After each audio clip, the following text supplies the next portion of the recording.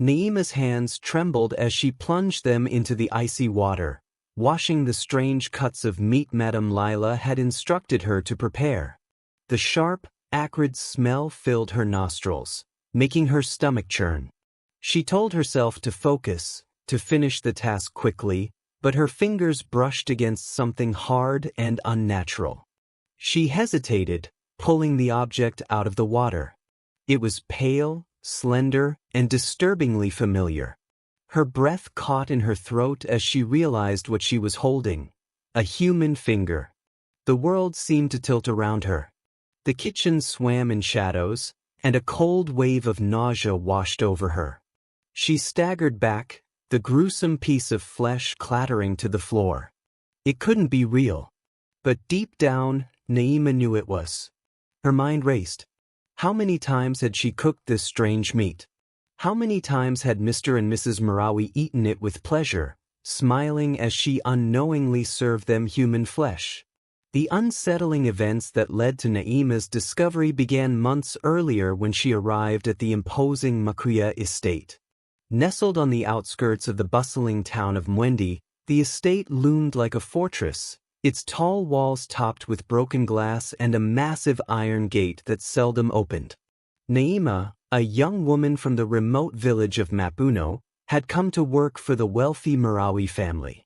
Her family was poor, and the opportunity to earn a steady income and send money home seemed like a blessing. The Marawis were known in Mwendi for their wealth and influence, but they were also a mystery. When Naima first arrived, she was awed by the estate's grandeur. The house was enormous, with tall windows and marble floors, but there was a coldness to it, an emptiness that seemed to seep into the air.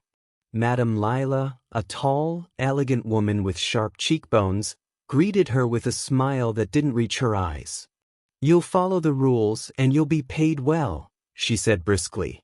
Naima quickly settled into her new life. Her duties included cooking, cleaning, and running errands. The work was demanding, and she was never allowed to leave the compound. At first, she didn't mind. She was grateful for the money. But as the weeks passed, a growing unease began to gnaw at her. One thing about the Marawis was particularly odd. Unlike most families in Mwendi, they refused to eat common meats like beef, goat, chicken, or fish. Instead, they consumed only one specific type of meat, which they called Nyama Nyoko. Naima found the name strange, but she didn't question it at first. Madame Lila explained it was a rare delicacy from her ancestral village. The meat's appearance was unusual, pale and soft, with a texture that didn't resemble anything Naima had seen before. What troubled her more was the behavior of the other workers. Kiro, the gardener, and Oteno, the head guard, never ate the meat. When Naima offered them a plate, they would decline with nervous excuses, their eyes darting away. Even Juma, the driver, seemed uneasy whenever the meat was served. Naima's curiosity grew, but every time she tried to ask questions, she was met with cold stares or vague answers. Naima's unease reached a breaking point one evening when Madame Lila returned from the market with a large wooden box.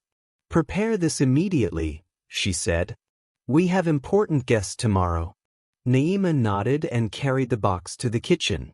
When she opened it, the smell hit her immediately, a pungent, sour odor that made her stomach turn. She forced herself to begin washing the meat, trying to ignore the rising nausea. That's when her fingers brushed against the bone. At first, she thought it was part of the animal, but when she pulled it out of the water, she froze. It was unmistakably human. A wave of terror crashed over her. She dropped the bone and stumbled back, her heart pounding in her chest. Her mind raced with horrifying questions. What kind of people were the Marwis? What had she been cooking all this time? Naima knew she had to escape, but the Makuya estate was a fortress. The gates were locked at all times, and Oteno patrolled the grounds like a hawk. The high walls, topped with jagged shards of glass, seemed insurmountable. Her every movement was watched. She couldn't risk showing her fear, so she forced herself to act normal. She cleaned, cooked, and avoided eye contact, but inside, she was plotting her escape.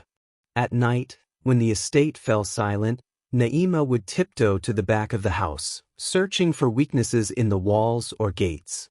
She discovered a small gap in the fence where Kiro dumped plant clippings, but it was too small to crawl through. One evening, as she crept toward the gap, a voice stopped her. "Where do you think you're going?" It was Oteno. His cold, sharp eyes bored into her. I was just checking on the plants," Naima stammered. Oteno's gaze lingered for a moment before he said, "Get back inside." Defeated, Naima returned to her room. A few days later, Naima overheard Madame Lila speaking to Mr. Marawi. "The council will be here for the feast," she said. "Make sure the preparations are flawless. They expect the finest quality." The feast. The words sent a chill down Naima's spine. What was the council? And what were they expecting? Her fears deepened when another delivery of meat arrived, even larger than the last. Madame Lila instructed Naima to prepare it for the following evening. Naima's hands shook as she worked, the memory of the human fingers seared into her mind. That evening, Naima noticed Juma had left the car door slightly ajar while unloading supplies. A plan formed in her mind. She would hide in the car and wait for him to drive out of the compound. Late at night, when the estate was silent, Naima packed a small bag with her belongings and slipped into the car. She crouched in the back seat, covering herself with an old blanket. Her heart pounded as she lay still, praying no one would discover her. Eventually, Juma returned and started the car. As the vehicle approached the gate, Naima held her breath. Oteno stopped the car and exchanged a few words with Juma. She thought her heart would burst as she waited. Then, to her relief, the gate swung open and the car rolled out. When Juma stopped at a busy market, Naima slipped out of the car and disappeared into the crowd. She ran until she reached the police station, where she told the officers everything she had seen. At first, they were skeptical, but Naima's fear and sincerity convinced them to investigate. When they raided the Makuya estate, what they found shocked the entire town. The Marawis were part of an underground network trafficking human flesh, disguising it as rare game meat. The feast was a gathering of their wealthy allies, who indulged in this gruesome delicacy. The evidence uncovered at the estate linked the Marawis to numerous disappearances across the region. The Marawis were arrested, and their dark empire crumbled. Naima's bravery was celebrated throughout Mwendi. Her courage not only exposed the Marawis but also saved countless lives. Though haunted by the memories, she returned to her village in Mapuno, where she rebuilt her life with the support of her community. She had faced unimaginable horror, but her determination to uncover the truth had brought light to a world shrouded in darkness. This is why, even in the face of overwhelming fear, trust your instincts and stand up for what is right. Truth and courage have the power to break through the darkest of secrets. Did you enjoy the tale? I hope so. Please like and share the video, drop your comment down below, and don't forget to subscribe to the channel. Turn on the notification bell for more enchanting tales like this one. Thanks for watching and see you on the next.